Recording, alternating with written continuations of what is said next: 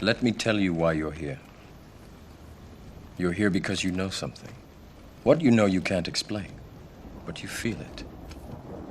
You felt it your entire life, that there's something wrong with the world. You don't know what it is, but it's there, like a splinter in your mind, driving you mad. It is this feeling that has brought you to me. Do you know what I'm talking about? The Matrix? Do you want to know what it is? The Matrix is everywhere. It is all around us. Even now, in this very room. You can see it when you look out your window or when you turn on your television. You can feel it when you go to work, when you go to church, when you pay your taxes. It is the world that has been pulled over your eyes to blind you from the truth. What truth? That you are a slave, Neo. Like everyone else, you were born into bondage, born into a prison that you cannot smell or taste or touch. A prison for your mind.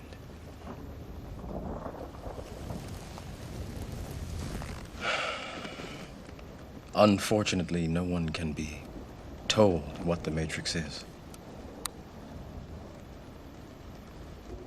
You have to see it for yourself.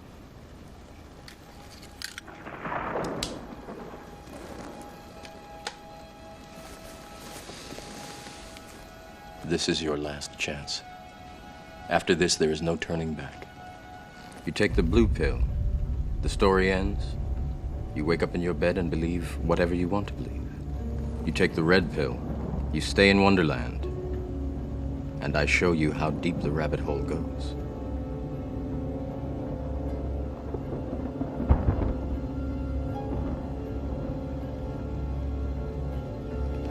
Remember, all I'm offering is the truth, nothing more.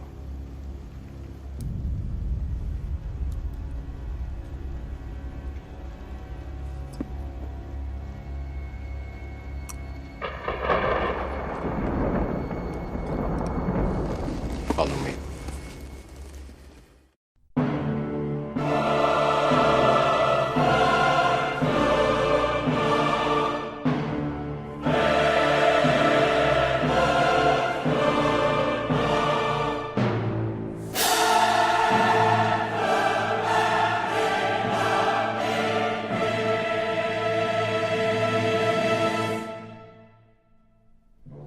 On the outskirts of the national capital today, black limousines with darkened windows converged on a hotel where private security guards imposed ironclad control.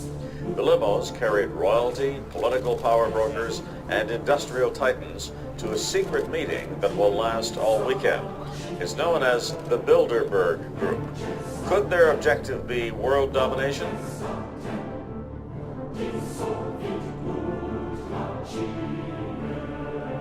We are opposed around the world by a monolithic and ruthless conspiracy that relies primarily on covert means for expanding its sphere of influence.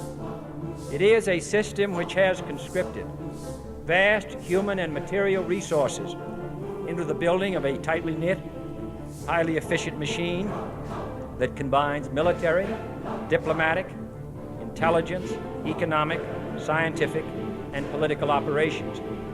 Its preparations are concealed, not published. Its mistakes are buried, not headlined. Its dissenters are silenced, not praised.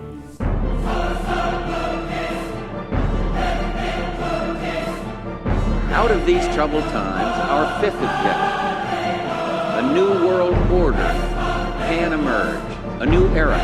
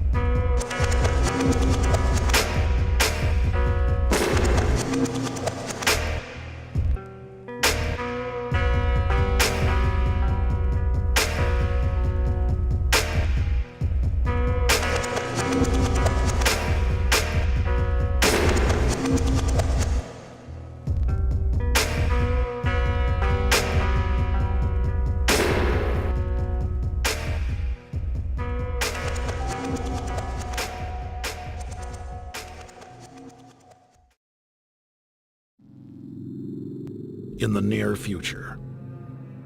Earth is dominated by a powerful world government. Once free nations are slaves to the will of a tiny elite. The dawn of a new dark age is upon mankind. Countries are a thing of the past. Every form of independence is under attack, with the family and even the individual itself nearing extinction. Close to 80% of the Earth's population has been eliminated. The remnants of a once free humanity are forced to live within highly controlled, compact, prison-like cities. Travel is highly restricted. Superhighways connect the megacities and keep the population from entering into unauthorized zones. No human activity is private. AI supercomputers chronicle and categorize every action. A prison planet dominated by a ruthless gang of control freaks, whose power can never be challenged. This is the vision of the global elite, their goal. A program of total dehumanization, where the science of tyranny is law. A worldwide control grid, designed to ensure the overlord's monopoly of power forever. Our species will be condemned to this nightmare future unless the masses are awakened to the New World Order master plan and mobilized to defeat it.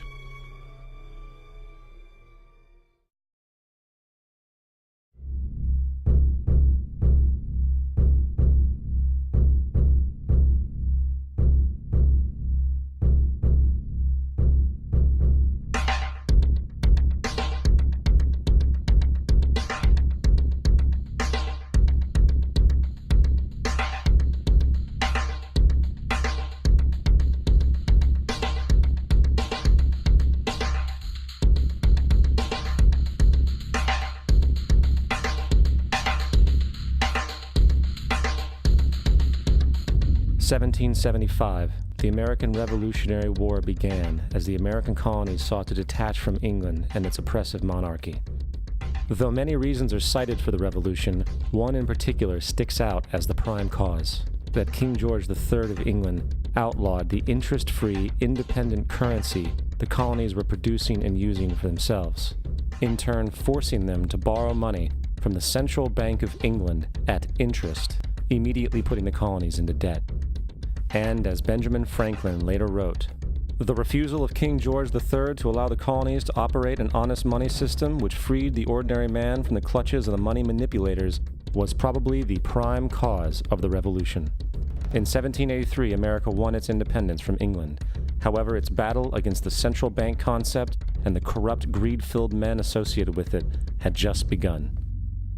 So what is a central bank? A central bank is an institution that produces the currency of an entire nation. Based on historical precedent, two specific powers are inherent in central banking practice: the control of interest rates and the control of the money supply, or inflation. The central bank does not simply supply a government's economy with money, it loans it to them at interest. Then, through the use of increasing and decreasing the supply of money, the central bank regulates the value of the currency being issued.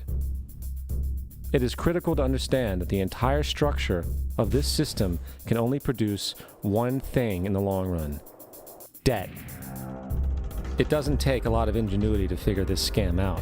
For every single dollar produced by the central bank is loaned at interest. That means every single dollar produced is actually the dollar plus a certain percent of debt based on that dollar.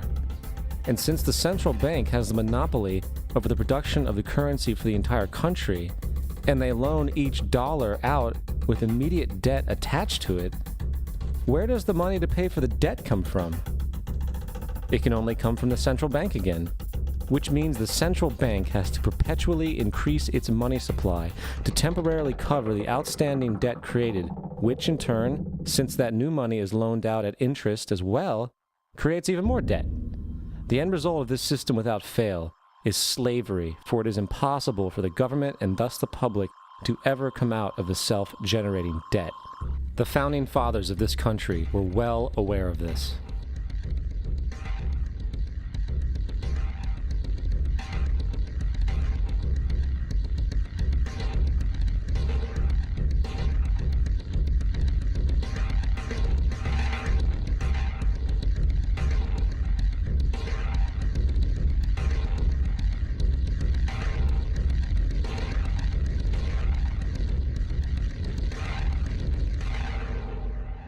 By the early 20th century, the U.S. had already implemented and removed a few central banking systems, which were swindled into place by ruthless banking interests.